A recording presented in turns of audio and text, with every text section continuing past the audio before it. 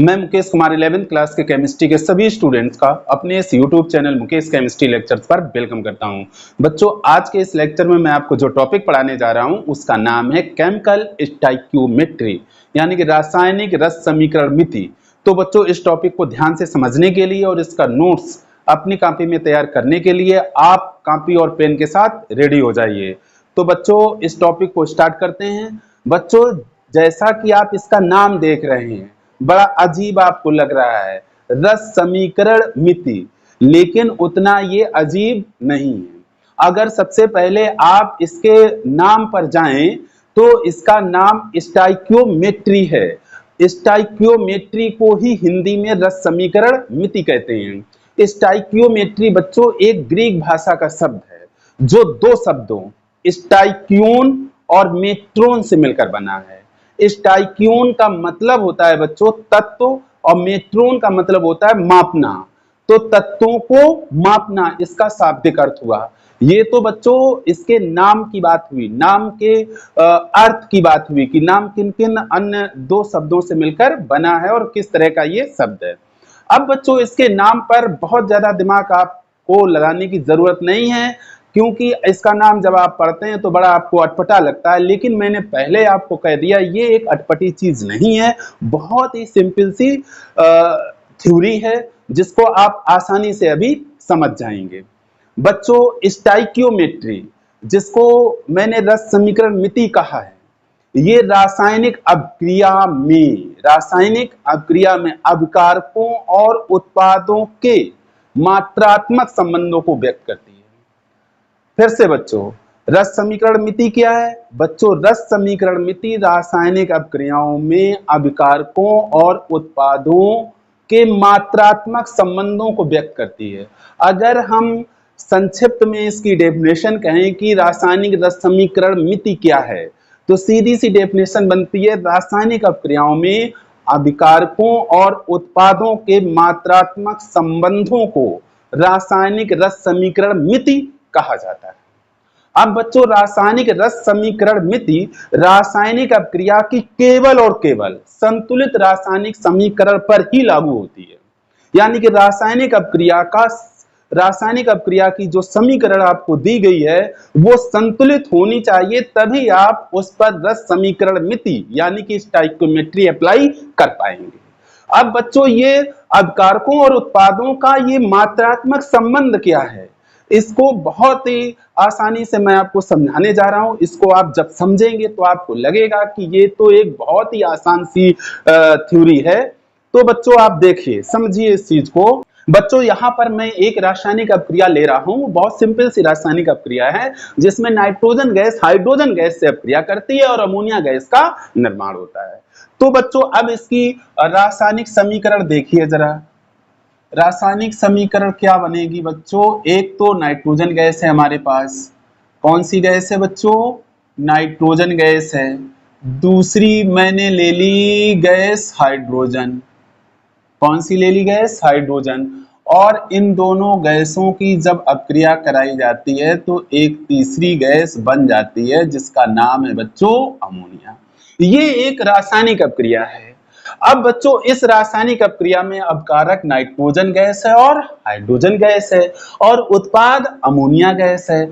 अब बच्चों, यहाँ पर हम रासायनिक रस समीकरण मिति अप्लाई करने जा रहे हैं, यानी कि स्टोइकियोमेट्री अप्लाई करने जा रहे हैं। तो बच्चों, जैसा कि मैंने आपको बताया कि स्टोइकियोमेट्री आपकी तभी अप्लाई होगी जब अभिक्रिया की जो रासायनिक समीकरण है वो संतुलित हो। अगर संतुलित नहीं होगी तो ये अप्लाई नहीं होगी। तो सबसे पहले फर्स्ट ऑफ ऑल हमें इस रासायनिक समीकरण को संतुलित यानी कि बैलेंस करना होगा। आप देख पा रहे हैं कि यहाँ नाइट्रोजन के 2 परमाणु हैं, यहाँ नाइट्रोजन का 1 परमाणु है। तो सबसे पहले हम यहाँ पर 2 का गुणा कर देते हैं। आपको ये जानकारी होनी चाहिए कि संतुलित रासायनिक समीकरण वो रासायनिक समीकरण होती है जिसमें अभिकारकों और उत्पादों के परमाणुओं की संख्या आपस में समान होती है। जैसे बच्चों, आपने यहाँ 2 से मल्टीप्लाई किया तो हाइड्रोजन हो गए 2 तियां 6 और यहाँ हाइड्रोजन है हमारे पास 2।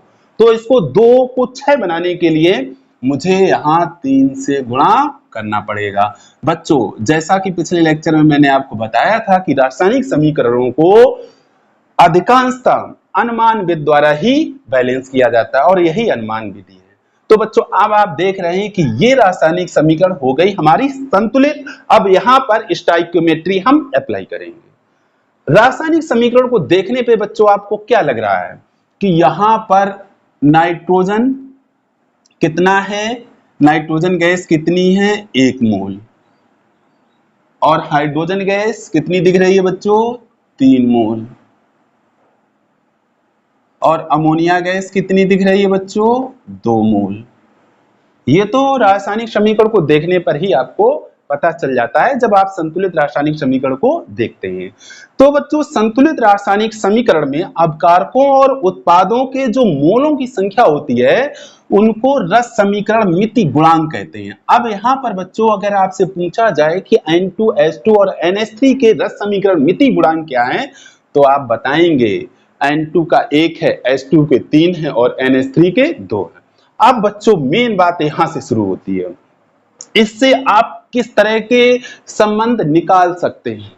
ये देखिए बच्चों, इससे हम 3 तरह के संबंध निकाल सकते हैं।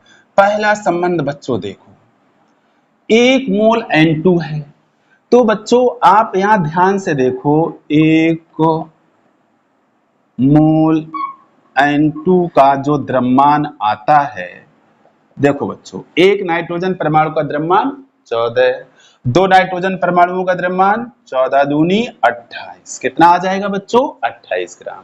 इसी तरह से बच्चों यहाँ पर 1 मोल अगर हम H2 ले, 1 मोल H2 का द्रव्यमान निकालें तो बच्चों एक हाइड्रोजन परमाणु का द्रव्यमान 1 ग्राम होता है, तो 2 हाइड्रोजन परमाणुओं का द्रव्यमान कितना हो जाएगा 2 ग्राम। और यहाँ पर बच्चों हमारे पास 3 मोल है, तो 3 मोल H2 का द्रव्यमान 3 दूना 6 ग्राम हो जाएगा। इसी तरह से बच्चों NH3 1 मोल जो NH3 होती है इसका द्रव्यमान कितना होता है बच्चों, कैलकुलेट करके बताओ। इसमें 1 नाइट्रोजन परमाणु है, 3 हाइड्रोजन परमाणु, एक नाइट्रोजन परमाणु का द्रव्यमान 14, एक हाइड्रोजन का 1 और 3 का 3 एकम 3, 14 3 17, यानी कि कितना आ रहा है बच्चों 17 ग्राम।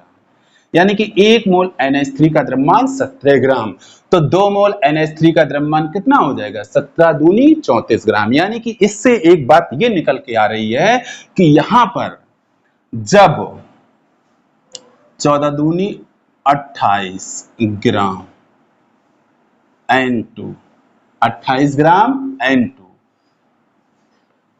6 ग्राम H2, 28 ग्राम N2 6 ग्राम H2 से अपक्रिया करता है तब 34 ग्राम हमें प्राप्त होती है क्या NH3।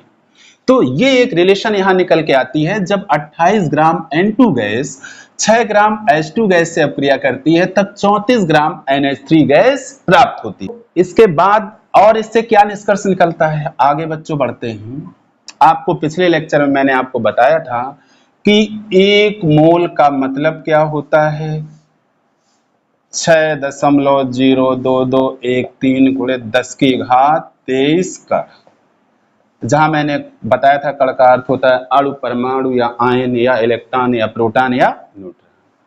तो बच्चों 1 मोल में कुल मिला के 6.02213 into 10 to the power 23 particle होते हैं। तो यहां पर 1 मोल N2 है, 1 मोल N2 अणु है, तो इसका मतलब है कि यहां पर 6.022 into 10 to the power 23 N2 अणु है। ठीक है बच्चों, इसको ज्यादातर 6.022 ही यूज किया जाता है, आगे का हिस्सा कैलकुलेशन में यूज नहीं करते हैं।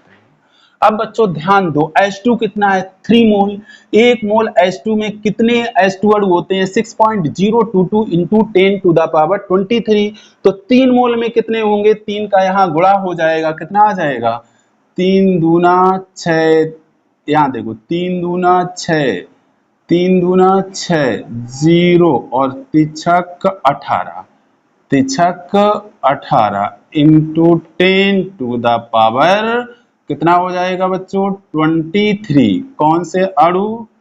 H2 अणु। ठीक, अब यहां पर देखो 2 मोल NH3 अणु हैं, तब आप इसमें 2 का गुणा करेंगे। 1 मोल NH3 में कितने NH3 अणु होंगे?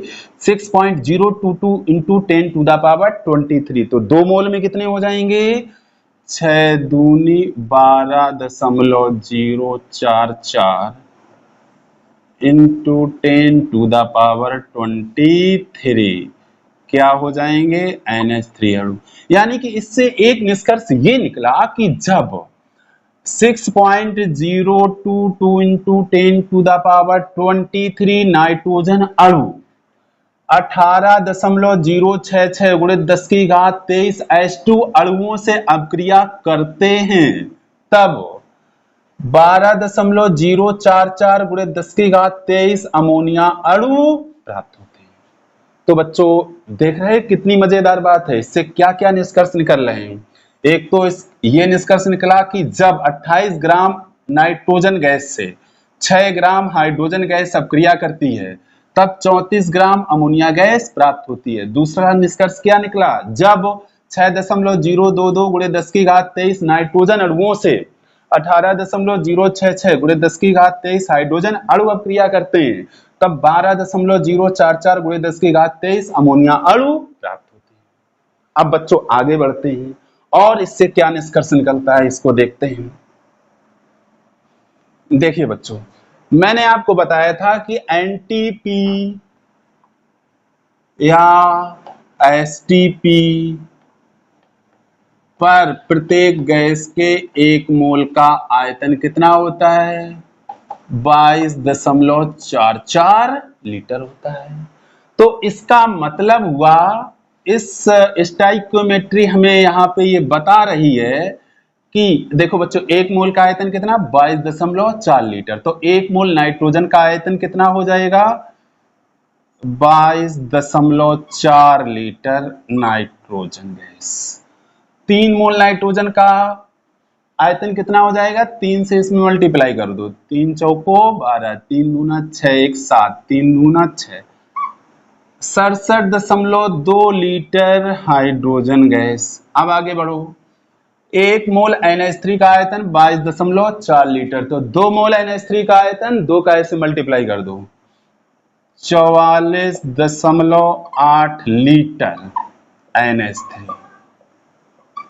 तो यहां एक बहुत ही इंपॉर्टेंट रेशन निकल के आ रही है कि जब 22.4 litre nitrogen gas 67.2 litre hydrogen gas से अपक्रिया करती है, तब 44.8 लीटर अमोनिया गैस प्राप्त होती है। तो ये पूरा रस समीकरण मिति स्टोइकियोमेट्री का पूरा डिटेल है। इससे आप समझेंगे तो आपको ये चीज बड़ी आसान लगेगी। यही रस समीकरण मिति का एप्लीकेशन है। इसकी सहायता से बहुत सारी न्यूमेरिकल प्रॉब्लम सॉल्व होती हैं। इसके लिए मैं अलग से एक लेक्चर वीडियो लाऊंगा। आज तो मेरा एक टारगेट था कि आपको स्टोइकियोमेट्री जो पढ़ने में बड़ा अजीब लगता है, ये आपके दिमाग में इंटर करा दूं। तो मुझे उम्मीद है आपको ये समझ में आ गया होगा। वही सारी बातें जो मैंने डिस्कस की हैं उनको मैंने यहाँ राइट डाउन किया हुआ है। एक बार रीड कर देता हूँ। स्टोइकियोमेट्री एक ग्रीक भाषा का शब्द है जो 2 शब्दों स्टाइकियोन और मेट्रोन से मिलकर बना है। It means stoichiometry equal to stoicheion plus metron. Stoicheion means तत्व, मेट्रोन मीन्स मापना। रासायनिक अपक्रियाओं में अपकारकों तथा उत्पादों के मध्य मात्रात्मक संबंध को रासायनिक रस समीकरण मिति कहा जाता है।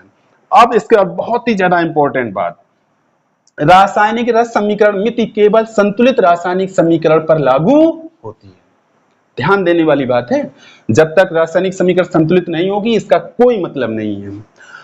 संतुलित रासायनिक समीकरण में अपकारकों और उत्पादों के मोलों की संख्या को रस समीकरण मिति गुणांक कहते हैं। जैसे इस रासायनिक समीकरण के रस समीकरण मिति गुणांक क्रमशः 1, 3 व 2 है।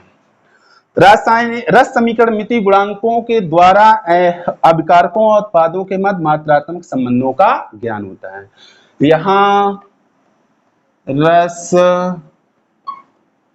समीकरण